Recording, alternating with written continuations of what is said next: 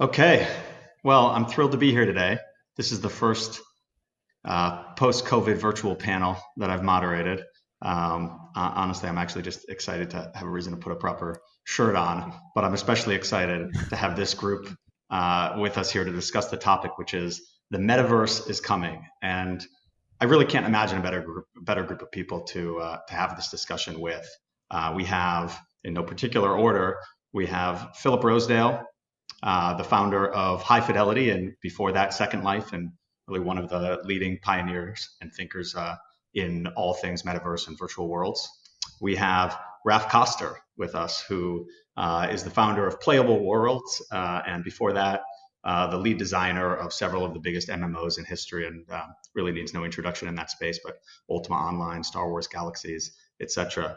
We have Frederic Descamps from Manticore Games. Prior to Manticore, Frederic was the head of corp dev at Zynga. He worked Solstice Arena and ran Empires and Allies, and is just another legendary figure in the gaming world. And we're excited to hear what he's doing and his take on the metaverse. And finally, we have Matt Ball with us. Matt's from Epyllion Industries, a frequent writer on all things media and entertainment, and now an active investor himself in interactive and other media and content investments. So we have an amazing group. We don't have a lot of time, and it's going to be, I know everybody on the panel pretty well. It's going to be a very interesting discussion, and I'll be amazed if we can get through even a fraction of the things I hope to be able to talk about in just 30 minutes. But let's jump into it. I have a rough idea of some questions I want to direct at some of you, and then I imagine we're just going to jump off from there and get into the topic. I think we should probably start by defining terms a bit here.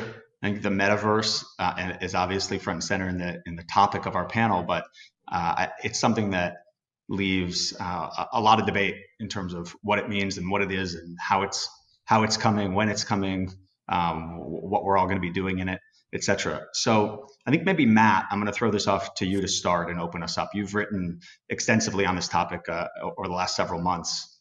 And for any of you out there that haven't read Matt's pieces, I highly recommend go to his website and grab them. And there's a lot of content there that is especially helpful as you try to understand what's going on in the landscape. So Matt, how should we think about this? How should we think about this term, this often used, sometimes misunderstood, I think, term, the metaverse, and what are we doing here? What are we talking about? Yeah, I mean, you're exactly right. It's incredibly hard to describe, as opinions vary quite widely. To some extent, it's not really knowable today, and it's impossible, certainly, to technically achieve in its fullest version. At the same time, we do understand some of the underlying elements, but even where that's the case, it sort of misses the substance. You can think about the human body to some regard. It took centuries of science to really understand what was inside of it. It took a little bit more time to understand vaguely how it worked. And yet, even today, if you assemble all of the constituent parts, you're still missing the soul or the idea of consciousness. We don't really know what that future state looks like, even though we can kind of identify some of the constituent drivers. That's not altogether dissimilar from the internet. In the 50s through the 1990s, we knew some of the elements. We knew file transfer, we knew real-time communication, and yet all of those core dynamics that we look at today, whether that's the social web or misinformation, or the types of content that we produce, those two were really still in a process of discovery as recently as moments ago. And we're seeing that with TikTok and other virtual experiences under the coronavirus. But in general, the metaverse, we think, will be a persistent, synchronous, live, living universe that affords each of us an individual sense of presence, affords each of us a sense of agency, where we would participate in an extensive economy that transcends individual experiences and perhaps even the physical and digital world. And so you can see from that definition, which again itself is controversial, we understand some of the things you can do, but actually understanding what does that mean for the world, what's the dominant interaction model, and certainly what does someone even do there on a day-to-day basis, that's what the call really is going to debate, and even years from now we'll still be going through that. Well, great, thank you. I mean, we heard a lot of ideas, and knowing some of you as I do, I think there are some decent points to jump off, and you're actually as we get into this, we'll find some areas that I'm fairly certain there's some disagreement. I think maybe Raph, just quickly, Matt said one thing about the importance of the metaverse being live.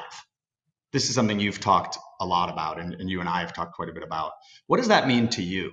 And in particular, with respect to the number of people in it and the persistence of it. Maybe just take us a little bit deeper into that.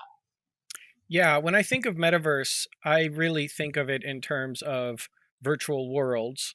And of course, one of the characteristics of worlds is that they're full of life, right? One of the expectations I think that has grown over time as people participate in virtual environments of all sorts is that they expect the environments to react to them in plausible ways, right? There's an artificiality behind most games, behind quite a lot of digital experiences, where everything is authorially controlled and there's only so many ways in which things can react. And I personally believe that the evolutionary path of metaverse style technology is going to be towards more robust simulation in a whole bunch of ways. Um, it's easiest to see with things like physics simulation, which is getting pretty common. We see that all over the place. But if you think about the way in which we interact with the world, physics is only one small part of it, right? There's so many other ways in which we expect the world to be responsive to things we do, to evolve and change without our actions even doing anything, right? Without us touching it. So I do believe that sort of an aliveness is going to be part of this, even if the application is just a classroom or something, simple like that. People are still going to expect to be able to shuffle the desks around, hear the right sound, the birds outside the window, whatever, because it's the kind of thing that we have grown to expect in our ordinary lives. Philip, you're nodding your head there quite a bit. Anything you want to add to that? Yeah, I mean, I think this idea of a robust simulation, as Raph said, is very much at the heart of what we're all looking for, trying for, and it's a tough thing, technically. Look at Minecraft. Minecraft, is that a robust simulation?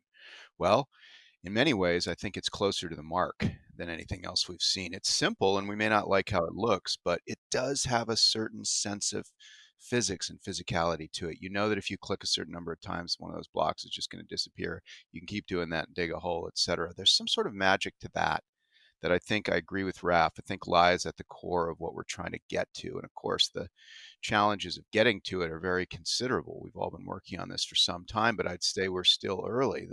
The sheer amount of computation required to create something emergent or interesting at scale is still, it's big, even compared to the internet we have today. Yeah, Frederic, Yeah, I think jump in. one of the dangers or the trap, one of the traps is to focus too much on simulations, technicality, technology.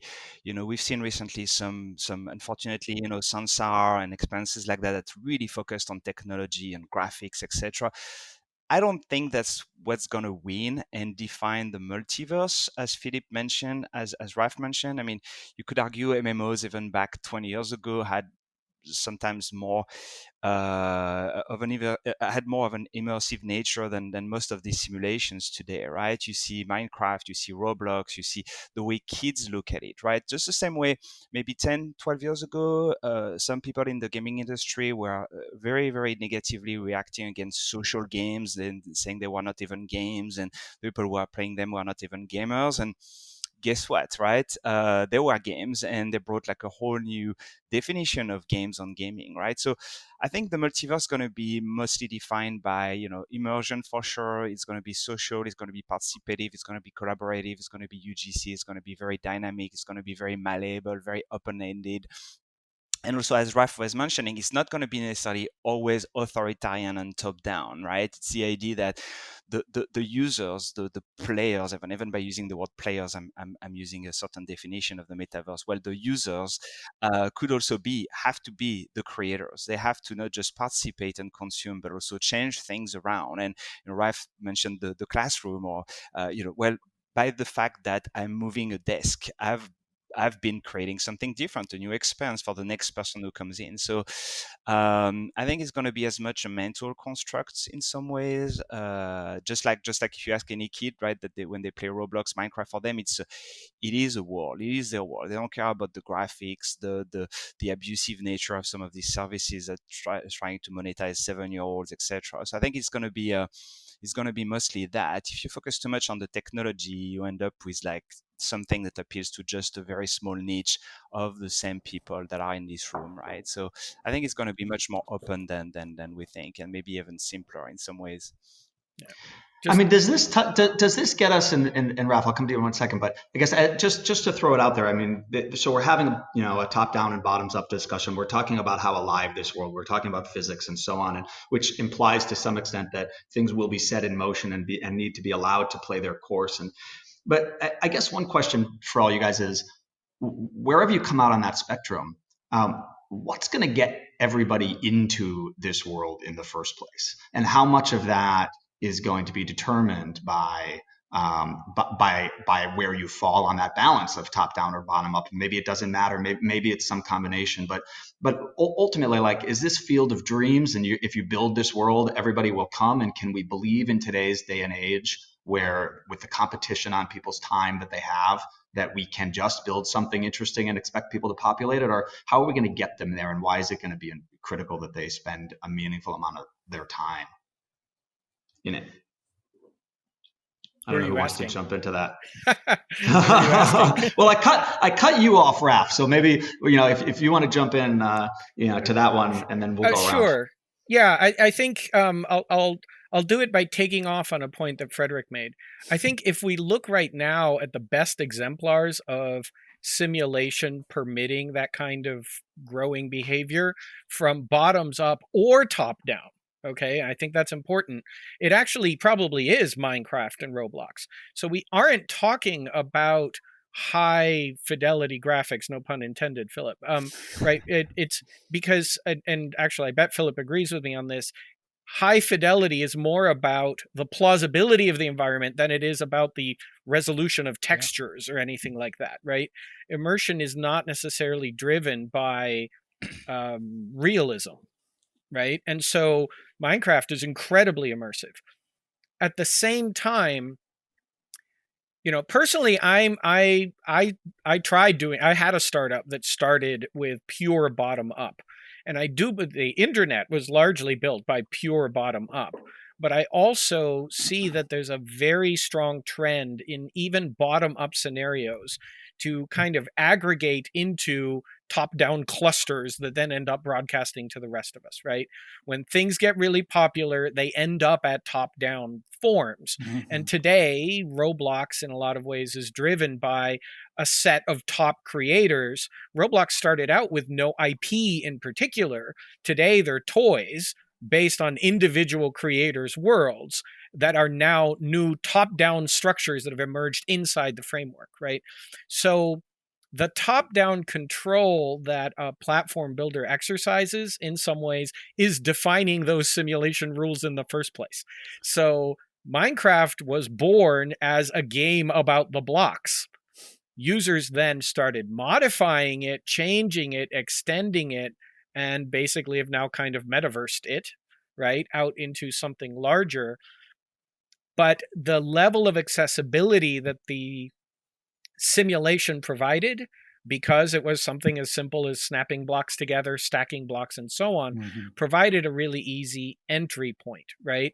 I just watched a really wonderful documentary on the history of Lego that focused incredibly on how powerful the simple idea of small things that come together to interact in lots of ways.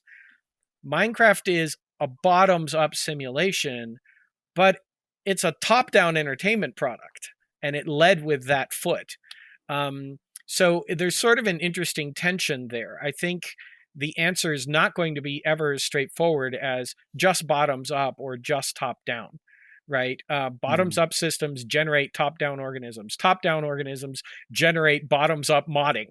There's a dynamic there, and it has so much more to do with the current market environment, what users you can get, who your early adopters are, and so on, in terms of how it exactly develops from there. I mean, Philip, you created Second Life, which remains today a very actively engaged and profitable virtual world. It's also probably the most bottoms up of any of the ideas that we're going to talk about today. I would think, and so there's one, I guess, where it certainly endured. It exists today, and it's a very important place for the citizens of Second Life who spend a tremendous amount of time in there and money in there. Yeah. Do you think that, though, like in looking back at it, do you think that the reason why it never reached the scale that at one point it looked like it might be able to achieve, was it that it didn't get enough of the top down sort of approach into it, or it was maybe skewed a little too far on the bottoms up UGC side? Sure. I mean, I think Second Life and Roblox were driven, one important topic that I'm sure we'll get to, they were driven by an economy. There was an opportunity both kind of in the mind in the early stage, and then literally in the later stages, there was an opportunity for the content creators that were trying to do these top-down things, as Raph was saying, to sort of specifically imagine that they might build a real business around them. And so Second Life's like $600 million in kind of gross domestic product today, of which people make, and this is true with Roblox as well, at similar numbers. Somewhere between like $50 and $100 million that they sort of take out of the system every year. So there's enough of it there, and with respect to economy, that you have to regard it as a significant modifier of the growth of the system. I think that, so I think in an economic sense, Second Life was very bottoms up. People felt as if they got, an allocation of land quite literally, and could start building on it and see what came of that. From a simulation perspective, like we were saying, personally myself, I feel like there's still a lot more magic we can work around these worlds. I think that idea of things being interactive in a predictable way. There's a difference between. I noticed Frederic just. I don't know who else noticed this. Frederic just smoothly shifted into saying multiverse, but Matt was talking about metaverse. And those two words have both been used quite a bit lately. Matt has written. We've all written about it. That's a fascinating thing in terms of this bottom down, top up, right? That those two words seem to mean something different. I'm not even sure exactly what we all mean when we say that. But multiverse feels more like the idea that there are multiple different places that are somehow wired together, like websites or something. Where metaverse, I think, originally was more this idea of what is the common bottom up, or what is the common low level architecture that we can define. I have to say, as somebody who's thought about that, my whole career now, it's a tough problem. I don't think there's a strict right answer to these things. Yeah, I mean, Frederic, we've seen many of us, for sure, by the time this airs, will have seen the trailer, the alpha trailer for Core. I mean, what's going on there exactly? And we may be able to pipe it in here so that people can see it when this airs again. But in that trailer, I mean, it looks to me like you have a variety of maps, and I know enough about the company to know that that those are user-generated maps, and you're providing the tools to people to be able to do that. But it appears that portals are opening, and in real time. And again, I don't know if this is the trailer or this is meant to be what the experience is gonna actually be like. But it seems like people are jumping real time with no load right from one map into another map, which implies a lot of things, pretty interesting technological things going on.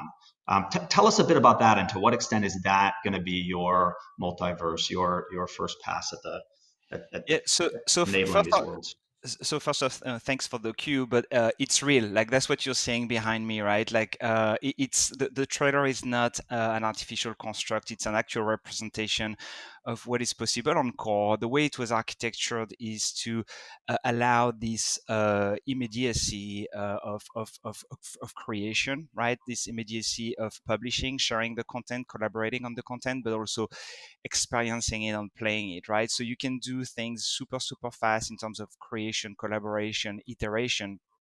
like blazingly fast, right? And then you can publish to the players, the user, and then they can play those games almost within 2 or 3 seconds. And in turn, they can go from world to world in a matter of seconds, just like you would from one video to another on YouTube or one stream to another on Twitch, right? And I think going back to what Philippe and Raph were saying, I think the metaverse versus multiverse, I think we can spend lots of time talking about the difference. I think I see it more as, yes, a metaverse, but more a multiverse, right? So a multitude of universes that are connected, right? So that's why early on I was saying it's kind of almost more like a mental construct that we're going to allow the users, the creators, the players to build themselves, and whatever we're going to try to impose, they're going to change it.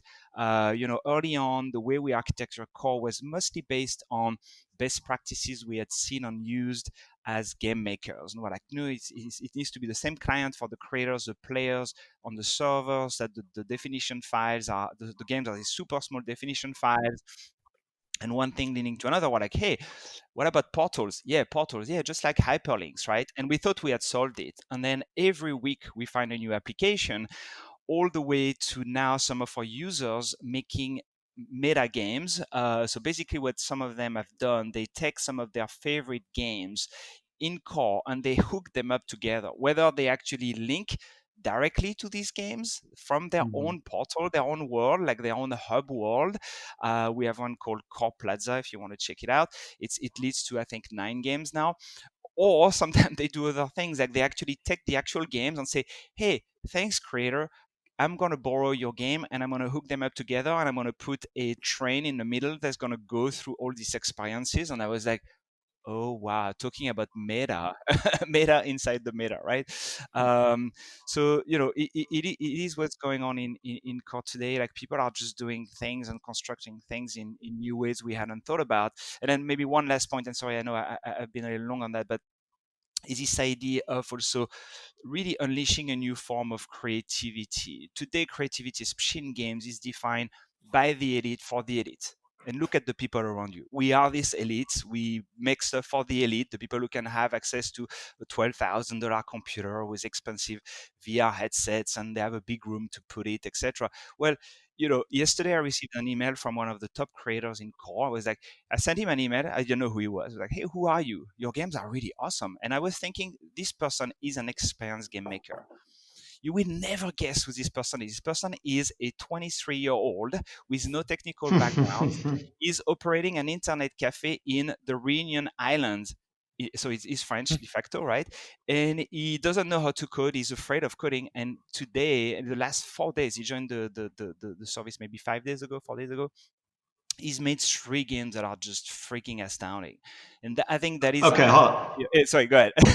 Yeah, well, that point is an important one. And so I'm going to cut you off for 1 second and put Matt on the spot for this one. But one thing I want to point out and here, if we watch the trailer, anybody that does watch it will notice a resemblance to Fortnite, and for a variety of reasons again.